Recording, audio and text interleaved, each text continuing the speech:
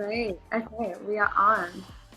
Okay, so basically, Sonaksha and I are both illustrators and we're both queer, so we thought it might be really interesting to have a nice little Fresco session and talk about our pride and our queer identities while just illustrating and showing our process. I really love Fresco, that's what we're using today. It's my favorite, it's my baby. And Sonaksha uses Fresco as well, which is great. So I guess we'll get started. Oh, another Steve from Australia. Yeah, I'm Australian, if you can tell from my accent. Malvi, I hope I'm pronouncing your name right, from Bombay. 24 degrees in Liverpool. I think it's like 30 degrees here in London. Some people excited about my Australian accent. That's nice.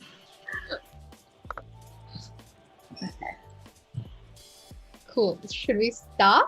Let's start. So what have you got there on your screen? So I just kind of drew these little faces, and I'm kind of gonna fill them in as we go along. And let's see where that goes. Yeah.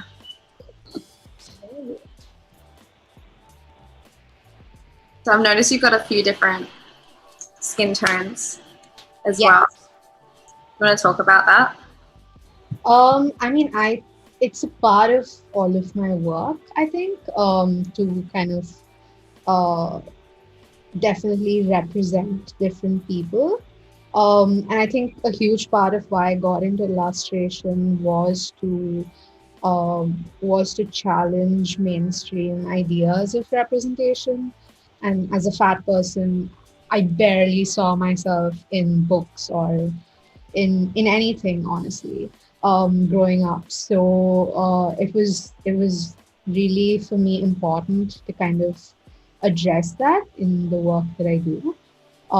So yeah, that's kind of one difference. Yeah, seeing more bodies and people that look like you in art that you started drawing.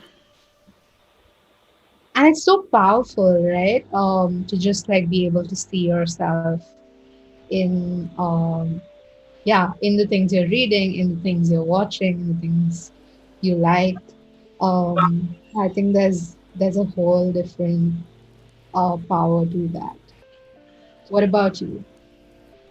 Yeah, I think there's a lot of power in seeing diversity represented in what we consume, and even if it's illustration, even if it's mainstream media, even if it's just, you know, the Disney movies we grew up watching, I think people can underestimate how much that affects your identity and whether you feel like you fit in and feel represented, and it's important. Absolutely. Yeah, like another thing that a lot of people have told me, a lot of my friends have told me, that they never see curly hair drawn. So yeah, and I was thinking of that just looking at you right now. But yeah, and I think like the first time I drew someone with curly hair and I made it into a sticker, a friend of mine saw it and exclaimed, and she was like, "Oh my God, I see myself in this."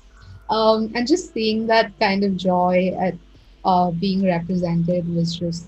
It's that joy. I know, it's just something as simple as like your hair being represented.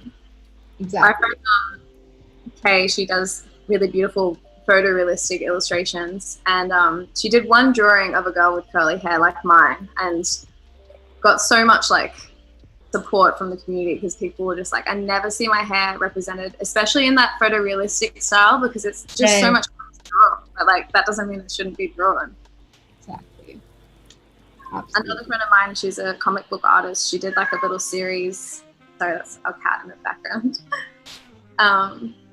She did a little comic book series, actually just explaining how like black and Afro hair should be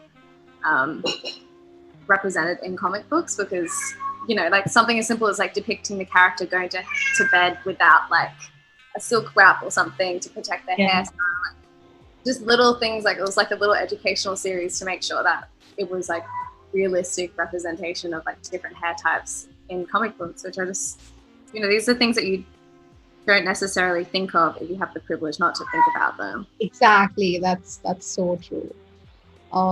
Yeah, absolutely. And I think, for instance, one of the ways I've noticed that is in a lot of illustrations of Indian people, especially if they're drawn by folks who aren't Indian, often tend like everyone just tends to wear like saris, and there's more to it.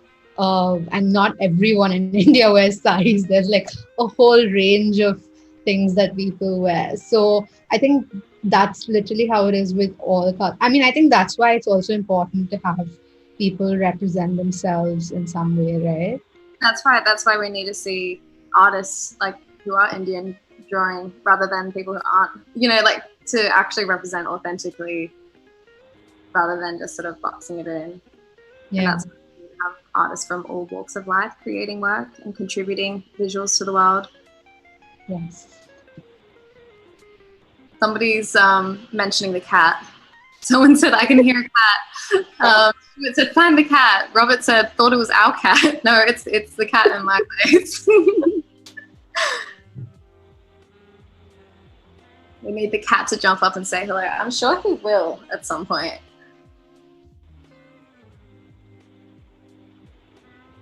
So just to walk through what I'm doing, I've got Fresco open and I'm using one of the pixel brushes. So if you see on the side, what's beautiful about Fresco, so this is like the app dedicated to drawing, like purely drawing. So obviously Photoshop is like a full-fledged app that can do everything. Whereas this is a really nice condensed kind of app that's dedicated to drawing. So I like it. I use it all the time because I'm an illustrator. And what is great about it is that there's pixel brushes and vector brushes. So I prefer to use vectors like all the time because you can scale them up and they don't pixelate. And a lot of my work does get translated into different mediums and different sizes. So like I'll make GIFs and stickers for Instagram stories, and then I might blow it up into like a big poster for like printing. And then I might blow it up even bigger to get like turned into an installation. So working with vectors is very ideal for me. And this is like, I think the only app I can use that actually lets you draw in vectors, which I love. So right now I'm using the pencil pixel brush just to sketch it out. And then I'm gonna go over it with the vector brush, which you can see is like much smoother and I keep zooming in, it never pixelates. And I think my connection just dropped off. Okay, we're coming back. I think you also travel a lot, right? So it possibly also is a great thing to like be able to draw anywhere. Like I've seen so many of your photos of you by the ocean drawing, and I mean, to do that is just amazing, right? Like I'm so grateful that we have the chance to do that with these apps. Yeah, it's incredible. I mean, I've always, like for me, my two passions have been creating and traveling. So always from the beginning, I wanted to make sure that my art practice was as mobile as possible. And the iPad was just like the best tool ever. Yeah. I was like, I can just bring this anywhere and I can use like a fully fledged program like this, but on a little screen. And I just got back from Italy, which is awesome. And I could draw by the ocean, which was lovely. Yeah. I'm just catching up on the chat. We're talking about Leo star signs. I don't know how that came up. Whose birthday? Oh, Sandrine's birthday. Happy birthday. Happy birthday. Jackie's birthday is coming up in a few weeks. Aren't you a Leo? Pardon? Yes. Isn't your sign Leo? I remember seeing it on your Instagram. I feel like anyone who's followed me for like a minute now, it's very obvious. Oh, hello, Hazel. Hazel just jumped in the chat. She's another illustrator that I met here in London, and yeah, she's amazing. We did another Fresco live stream last week, I think. So that's nice. Yay! People do know Hazel.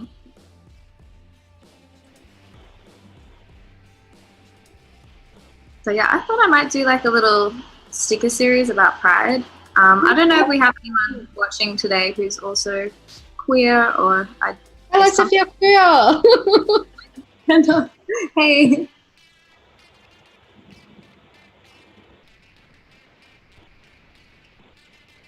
I guess that kind of links into what we're talking about, like representation. Yeah. I think we're seeing a lot more queer representation now in art and media, but it's still not we're back. I'm back. Okay.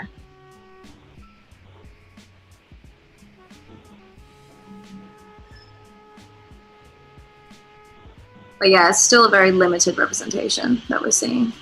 Yeah, and a very specific type of representation as well, right? Like very specific. You'll have queer people, but they'll never show like the intersection of like a queer disabled person.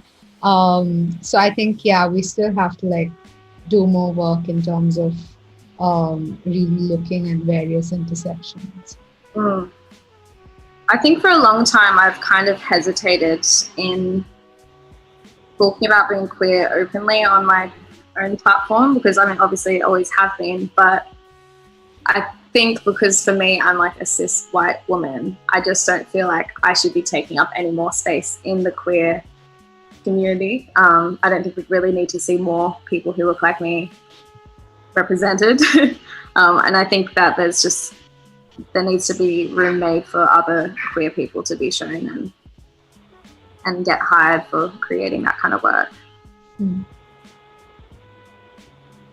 Yes, I was actually going to ask you about what your journey has been with, I don't know, just with kind of being queer or like sharing it or not sharing it in your instance, like you were just saying. Yeah, I'd love to know more about that. I think anyone who's like paid attention already knows, like, because I mean, you know, I've been attracted to all genders since always, but yeah, I've never had like an official sort of conversation about it. It's just like anyone who actually knows me knows that. But I've only really started like mentioning it a bit more like online in the past like 2 years, I think, and even more so this year. And it's not so much that I think I thought that I was trying to avoid taking up space and trying to like avoid being like, I don't know, I just felt like a weird thing about it. I just didn't want to like talk about it heaps. And now I'm realizing that there's like a difference in being private about it and being secret about it. And I think I was almost veering into being secret about it because I was just trying to like, I don't know, not overshare about my life. I don't know. It's a weird thing, definitely. No, I mean, that's really interesting because it's interesting also because a lot of the conversation around the shame that's associated with queerness is because there's this certain gaze about you know, you have to why do you have to display your queerness? Why don't you keep it a secret? Like it's a private thing. Like why do you have to talk about it? So yeah, I think that could also be one of the reasons so many of us really struggle with talking about it or feeling some sort of like need to keep it a secret, perhaps. That's it. That's it. It's like I wasn't trying to keep it a secret, but I was just trying. I didn't want to like display it. I didn't want to just go in depth. But then now that I'm kind of being more open about just like my life in general, and like obviously dating kind of comes up, then obviously the sexuality does come up. But I was never wanting to be like, I'm a queer illustrator, like box me into that. And you know, I was like, we don't need another white girl saying that she's taking up space. But no, I'm definitely starting to be a bit more open about it and just like not hide it totally. But no, like realizing that I'm attracted to like all genders and fall in love with all genders has been like, I've known that since I was like 10. Like,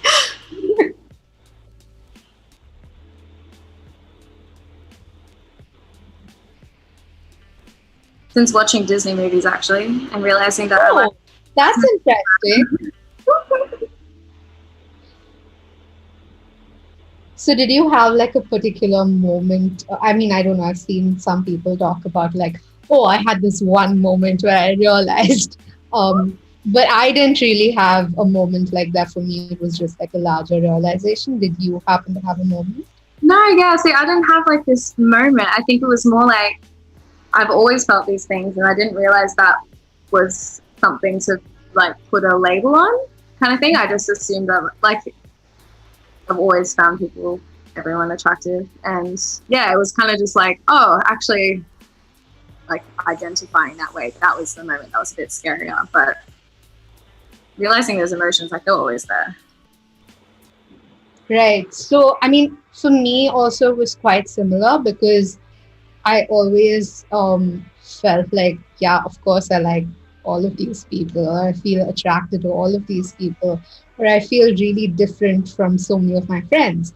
But there was never really like the language in some way to express it. Also, because of course, we didn't, I mean, many of us, at least, I didn't know these terms existed.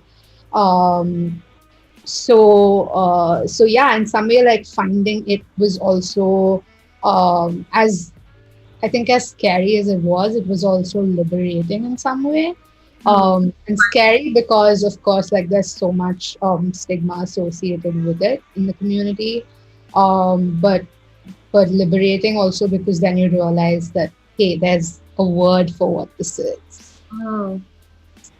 And there's a community there, and yeah, exactly. Yeah, I think that's really it. It's sort of finding the words to understand it. And I still don't really know what I would like label. I'm just like, I don't know. Sexuality is a spectrum. I've just always found everyone beautiful.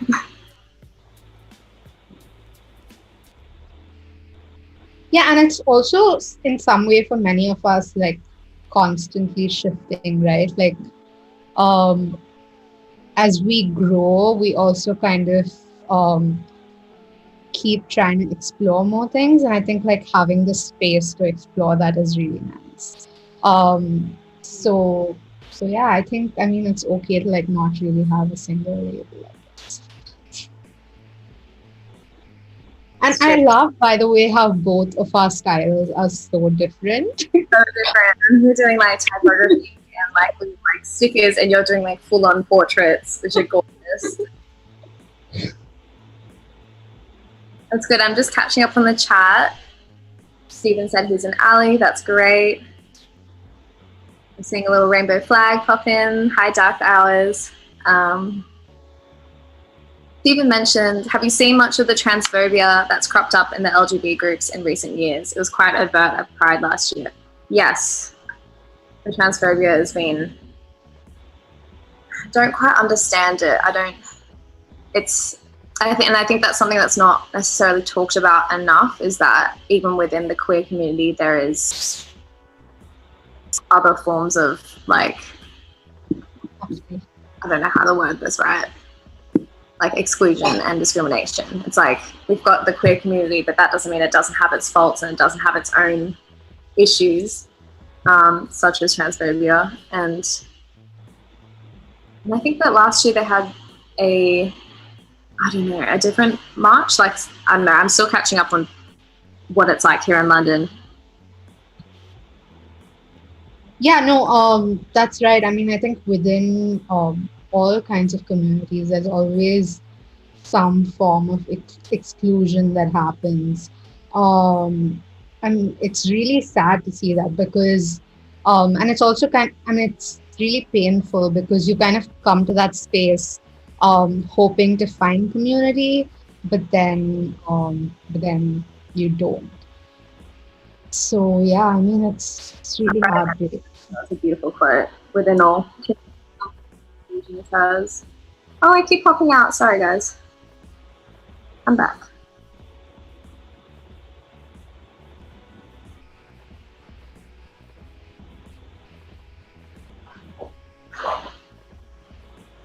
And that's really true. It's particularly disappointing because these are the communities that you enter hoping to find belonging, and there's still discomfort and things that happen. Yeah. Ooh, Jackie had a really good question higher up. Oh, I missed it. How do you show people of different cultures without showing the stereotypical things? When I used to illustrate with different skin tones but similar clothes, etc., I was accused of tokenism. I think that's really interesting. Maybe you want to tackle that, Sonaksha. Yeah, so I think a good way to do that is also one to first, I think all of us need to diversify our friend circle just because that really helps to understand, to understand different cultures, to interact with different cultures. Um, because we know that in our world, where there are people of different cultures in every city. So I think one would be that. Another one would be perhaps looking for more photographs that represent people differently. So, for instance, if you just type like Indian woman on Google, perhaps what will come up is a woman in sari. But if you look beyond that, if you look perhaps to publications that are native to that country, then you'll see more nuance in the representation, I think, or at least that's the hope. Um, and also, of course, like consuming different kinds of media, like television, music from across cultures, then you kind of get a sense of the larger picture. And of course, there's space for all of us to continue learning all the time.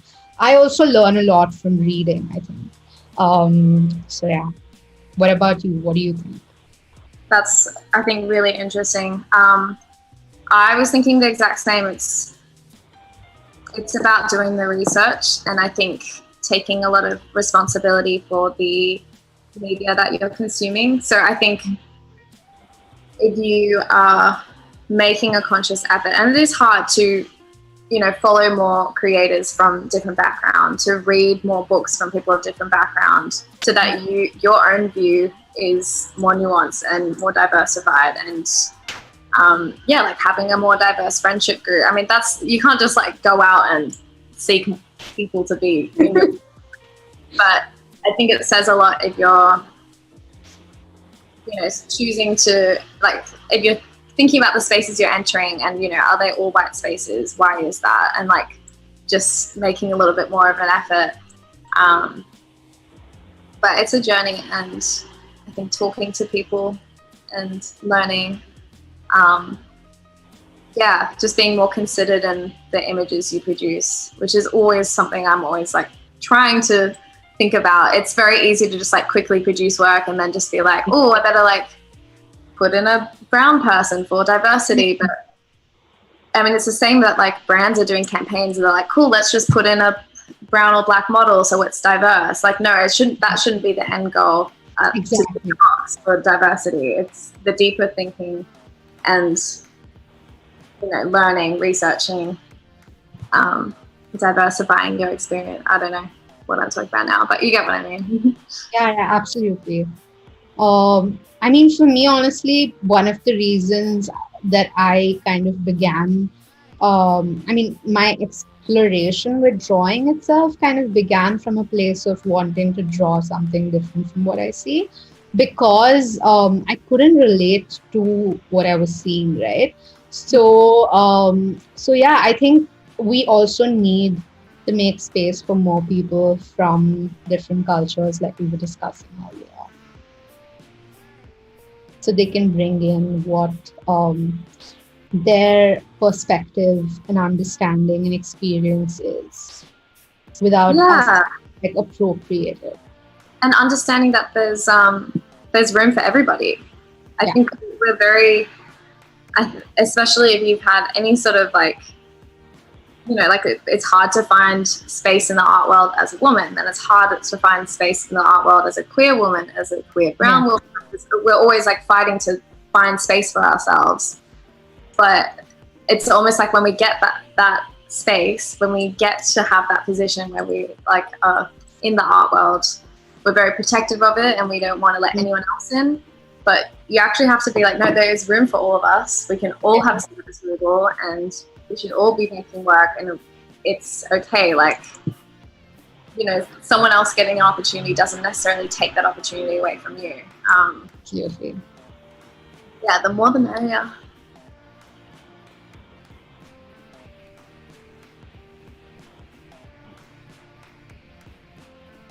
Hazel had a really good response actually about, you know, trying to show different cultures through illustrations.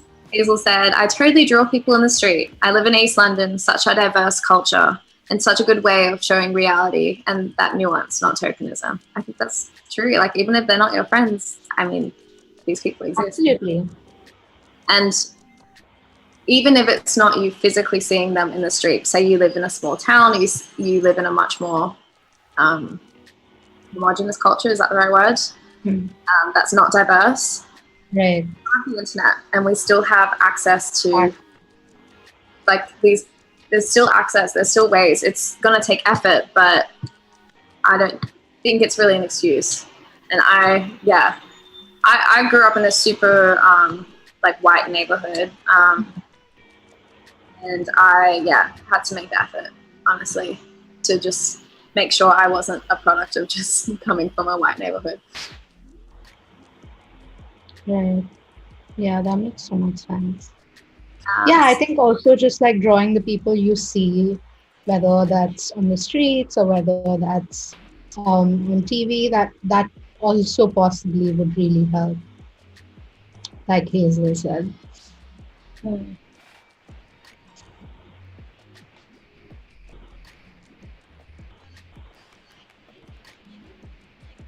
What else is happening in the chat? I'm just catching up. Steven has a good story. He said, I designed a logo for a preschool nursery. The central image was 3 children. When submitted, I was asked why I'd made one of the kids South Asian and another sub-Saharan African. The area is over half non-white. See, that's where it's really interesting how much responsibility we have as designers and illustrators. Like, to actually accurately represent the neighborhood. And I know that some little kid would have seen that logo and been like, I feel more accepted at this school. Or like, you know, like I honestly, like that would have made a difference. And the people who questioned it, I don't know. That happens though so much. I remember someone a long time ago, I had drawn this little girl with braids and with darker skin. It was supposed to be an Indian girl, darker skin, and the person was like, "Why is she so dark? Like, can you just make her fairer?" And I was I was just like, I mean, of course I know it exists, but I was just like, no, I'm not gonna do that. Like, why? Like, give me a good reason why I should. And it's really hard because I think like a lot of people, there is definitely this idea of like, let's pretend like we're accepting and open, but then when it comes to these little things, let's ensure that we stick within what works. So yeah, I mean, I think I absolutely can imagine that was possibly the response, because token diversity is just exhausting. It is exhausting. And I think someone told me like the best response when someone says like, you know, lighten the skin, or like one of those uncomfortable questions that just doesn't sit right, like, oh, why are they not all white, or like why did you just question them back, like you say, why should I do that? Like, help them, like unpack why they think that logo should be all white kids, and why they think that darker skin isn't as good, or like how, like literally just be like, why like keep questioning. Absolutely, yeah. Especially if you have that kind of privilege and power in that space, I think. Mm. And it's uncomfortable, and I think a lot of people, including myself, it's everybody, we have to understand that we are a product of our society right now. And so you can't just be like, oh, I am woke and I am aware. Like, no, we're always learning. No one's ever woke. Like, this process of like unlearning like societal structures, this process of like unlearning racism and unlearning like patriarchal values, like that journey's never done. We're always going to be unlearning. We're always going to be, you know, trying to do better. And there's not just like oh, I'm not racist, that's the end. It's Yeah. like there's always going to be more learning to do.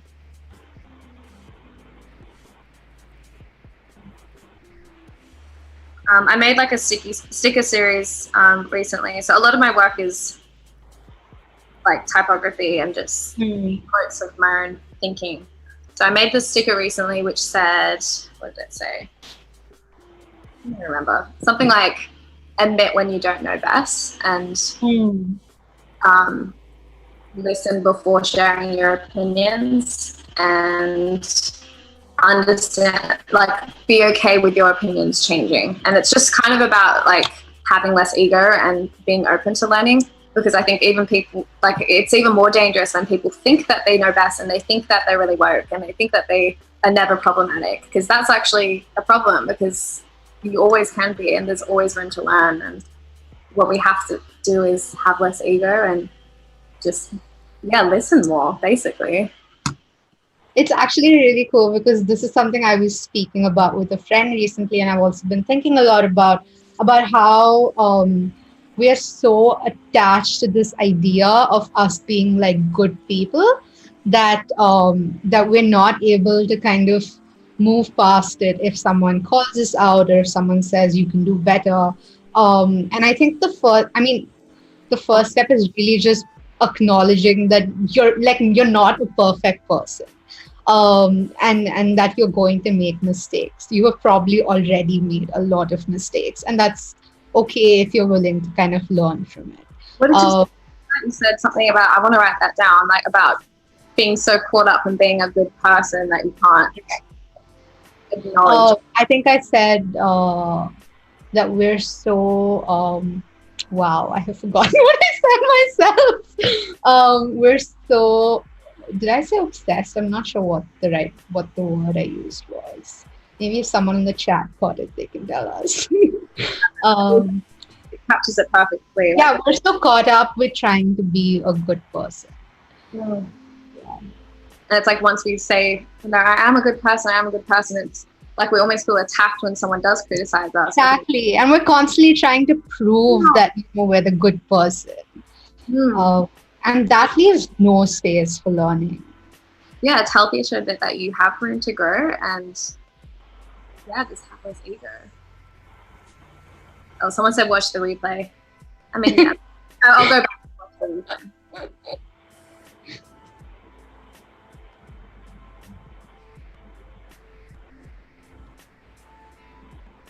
I'm really liking the discussion in the chat. It's great.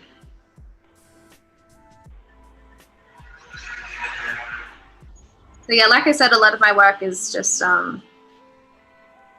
quotes and lettering. So it's all my own writing.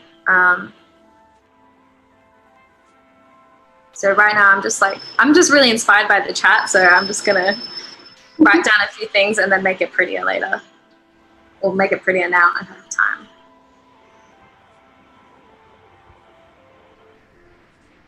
Yeah, I think, in fact, a lot of my work too comes from kind of the things I'm reading or the things I write or the things that come out of conversations with people.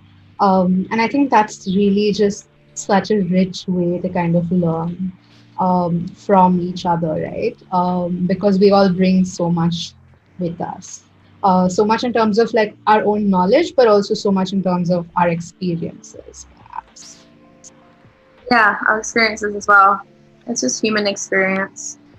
Yeah. So I'm writing another quote.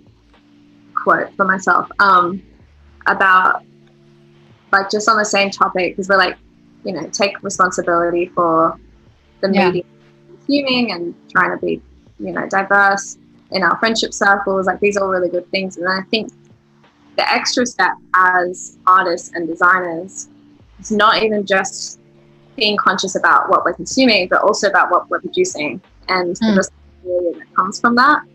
Because I think all design is political. I think everything you ever make is political. Everything is political. Everything. And we think, oh no, I'm just like drawing a bunch of people, but like, who are these people? What are you representing? What are you saying? Like, which is really interesting. Yeah, you can make work just for fun, but it's still going to say something, I think, no matter what you, Yeah. Hi, Rachel. Thanks for joining us. Ooh, Gareth had a really great quote. We have 2 ears and 1 mouth. We're designed to listen more. Love that. Listen more.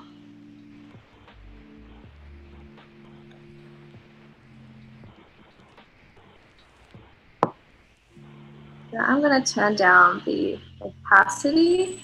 And now I'm going to go over this with a smoother brush. How's your illustration going? Good. I seem to have made some dots somewhere on this layer that I can't find. I hate when that happens. Okay, I think I found it. I get so obsessed with trying to locate where that dot is. The dot, yep.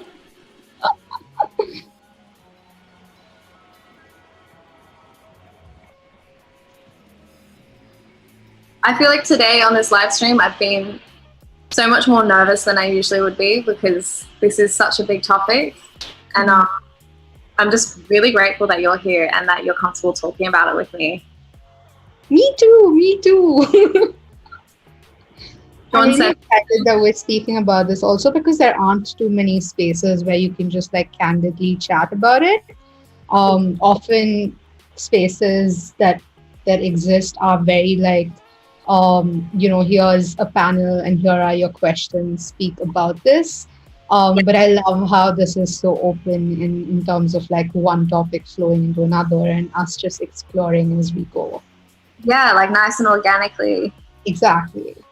I mean, it's great because I've done a lot of live streams in the past, but I think it always works better to just let it flow. I've done one try to have activities, but when it's a topic like this, I think it's better to just chat and flow. Sandrine said, I hope I'm pronouncing that right, Sandrine or Sandrine, you two should have a podcast. That's cute.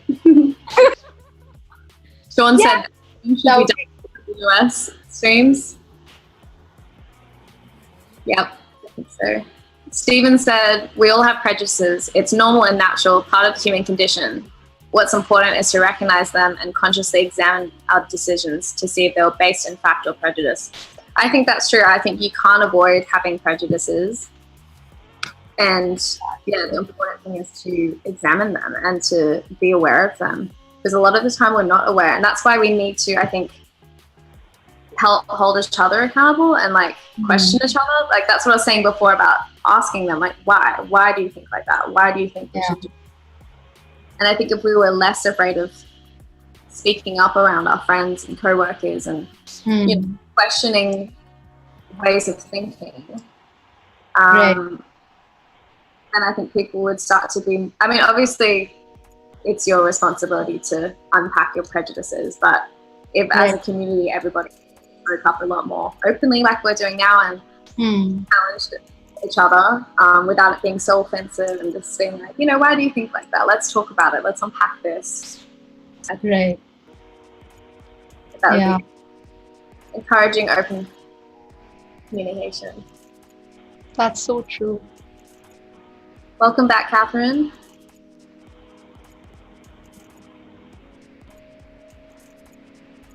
Oh, that's a beautiful comment from Noah.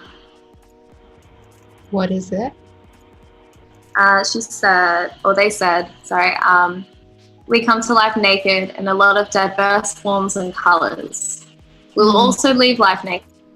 How beautiful we all are, so different, so unique and precious, and yet some will still fear and hate our beauty.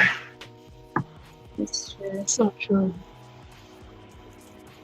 Oh my God, people in the chat are being so profound. This is a really Love it. chat today. I'm totally going to replay the video and pick out quotes and draw them too. Yes.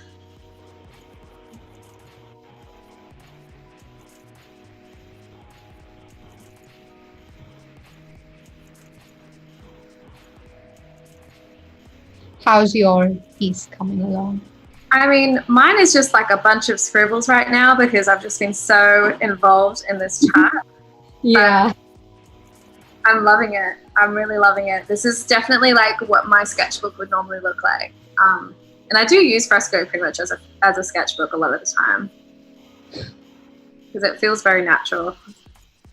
Yeah, I feel like I can just scribble. And I love the fact that there's so many different kinds of brushes. I love using textures and scribbly lines in my work. And to be able to do that digitally is also really liberating as someone who kind of lives with chronic pain, because I can't get out of bed some days and sit at my desk and use paper and do it, but I can sit on my bed and scribble on my iPad. So I love that it kind of gives me that freedom as well, while also not compromising on the textures and the feel of the work.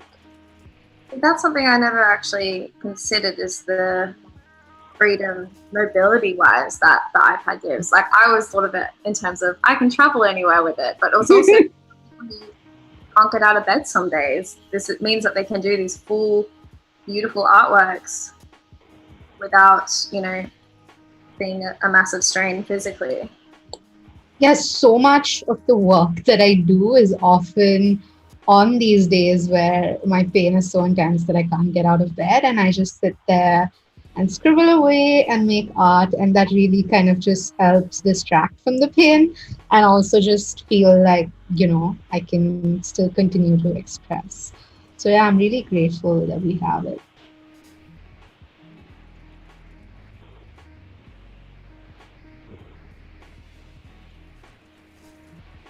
Oh my God, I love all the quotes. Yeah, they're coming together. Now I'm adding color, so now it's starting to look more like something. Yes.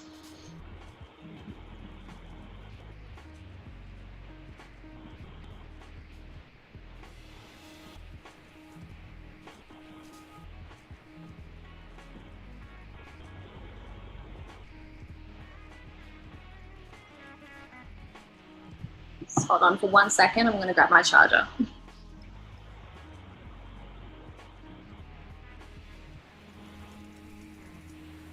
So I've pretty much, I think, used one brush for almost all of this drawing, which is the crayon.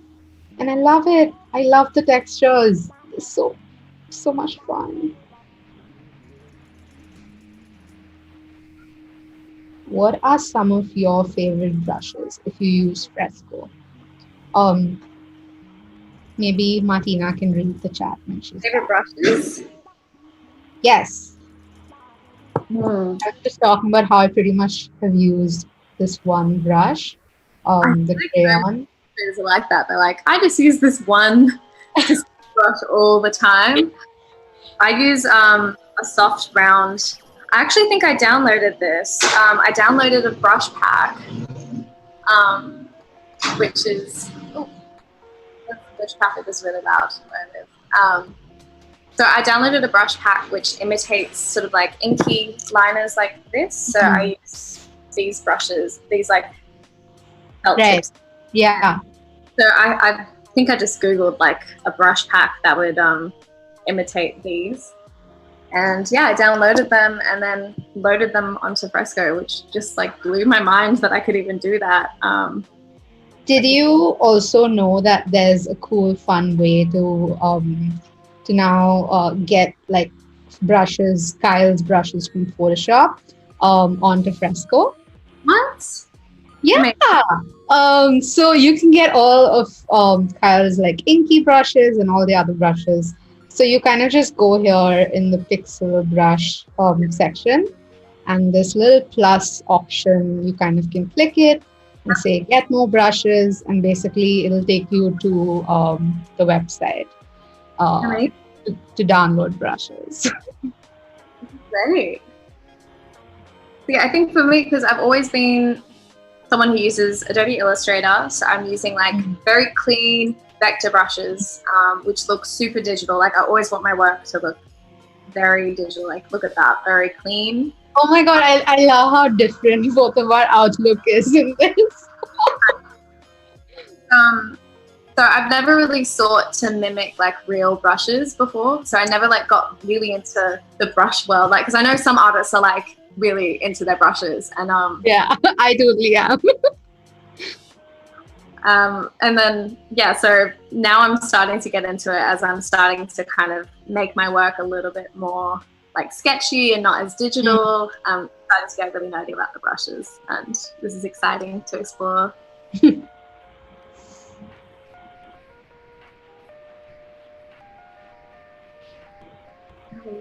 Let's have a catch up on the Chat.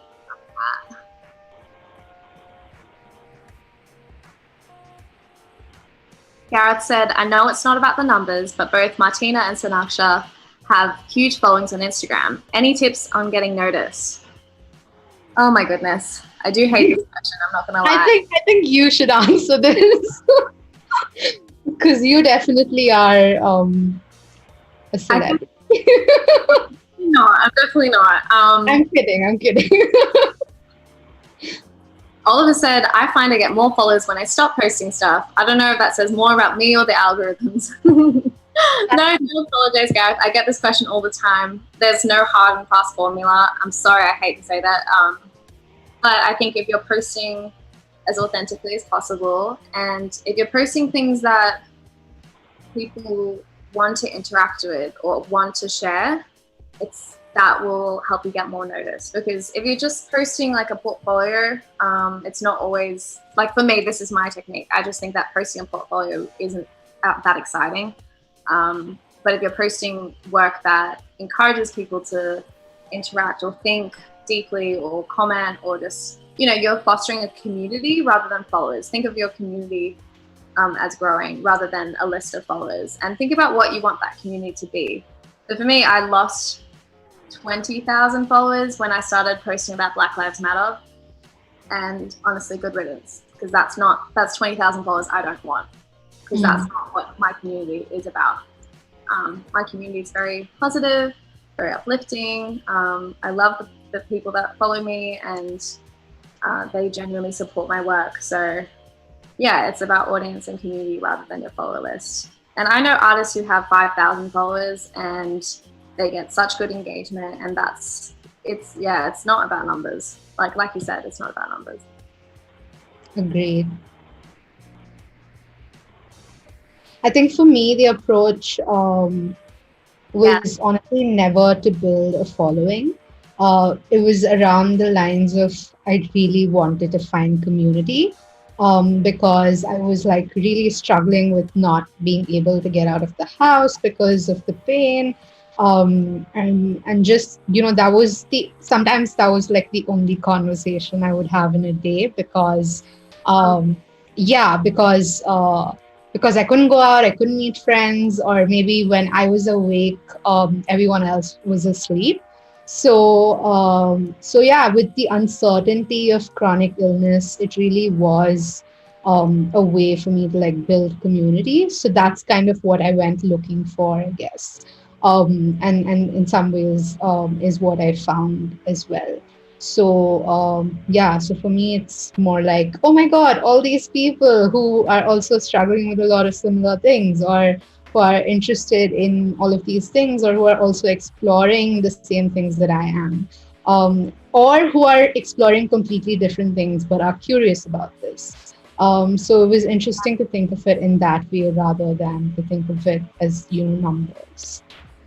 Absolutely. And I find a lot of the brands and clients that want to work with me, it's because they want to work with me and my audience.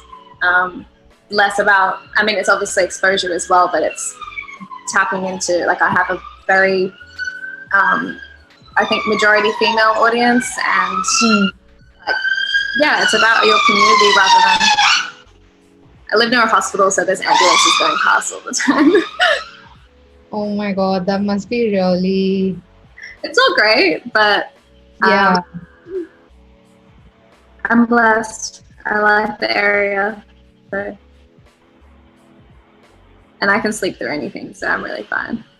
Great. Me too. Great.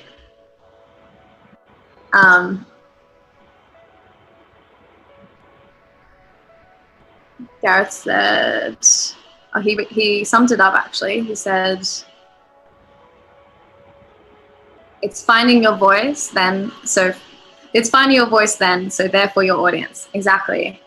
So for you, I guess you were creating work which was authentic to your experience, and then of course you find more people who relate to your experience and want to join you for your work. Absolutely. And I think humans identify with humans. Like, the more human you are with your work, the more real you are, if possible, the more people will relate. Yeah. It's scary, but yeah, being vulnerable. Yeah, I was just gonna say that being vulnerable is scary, but it's also what connects us. Yes. Now that's another beautiful quote. I feel like we could keep speaking forever. Well, that's the thing. My work's very authentic to me because I'm always speaking in quotes. I'm always like thinking about like the meaning of life and like deep thoughts, and then it just like comes out in like slogan form on my page. And it's so funny. I didn't really pick up on this as being in my nature, but I remember speaking to my mum the other day, and she said something about like, you know, don't worry about being anxious. Like, sometimes the things that make us anxious are the things that make us shine. And it was such like a beautiful quote. And I was like, I get it from you. We're always here with the life meanings and like.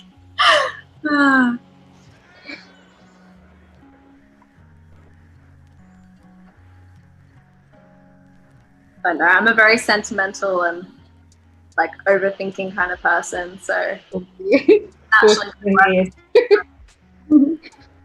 I think half the time, a lot of my captions and a lot of my work comes from that space of like constantly thinking about something till my head has exploded and I need to share it. Okay, so we're in the last 2 minutes, so sadly we have to wrap up, which is, I know, I'm going to actually finish this piece because I'm really excited about the quotes. Like, if we just want to go quickly through them. Yes. Classify the media you consume. Take responsibility for the images you produce and contribute to the world. Acknowledge you're not perfect. We're so caught up in being a good person that sometimes it's hard to admit when we mess up. You also said within all communities, some form of exclusion occurs. So I think it's really good to be aware of that. Listen more. Another one that was really good from the chat was, who was it that said something about we have 2 ears and 1 mouth? Yeah. We're just like, to listen. Yeah. Nora's offering some words of wisdom. If you want something, work hard and never lose hope. Even though you fail, sometimes your success lies in the path of a lot of failures. Patience. See, we've got some beautiful words of wisdom in the chat today. I'm excited to maybe use some of them in between this illustration that I created, which I mean, I think it's really funny, but it kind of came together in a way, I think, as we were talking about community and just this kind of space. And I was thinking about what it would look like. So yeah, I'm really excited to go read the chat, get some comments, and maybe put it in here and then share it. Exactly. I hope there's a way we can save this because there's just so many golden nuggets of wisdom. So thank you everybody for jumping on, chatting with us this morning, this evening, whatever time it is, wherever you are. The conversation does continue on Discord, so the link will be put in the chat here, I believe. So yeah, if you want to keep chatting, we'll be over in Discord. And yeah, be sure to follow me. I'm Martina Martian. I don't think I even said my name. Oh my goodness. Let's put it on screen. So yeah, it's Martina Martian, and Sonaksha, you can follow her as well. What's your handle again? Mine at Sonaksha. Just okay, good. Didn't want to say it wrong. It's Sonaksha. Perfect. Okay, thank you so much, everybody. Thank you. Okay. Good night. Bye.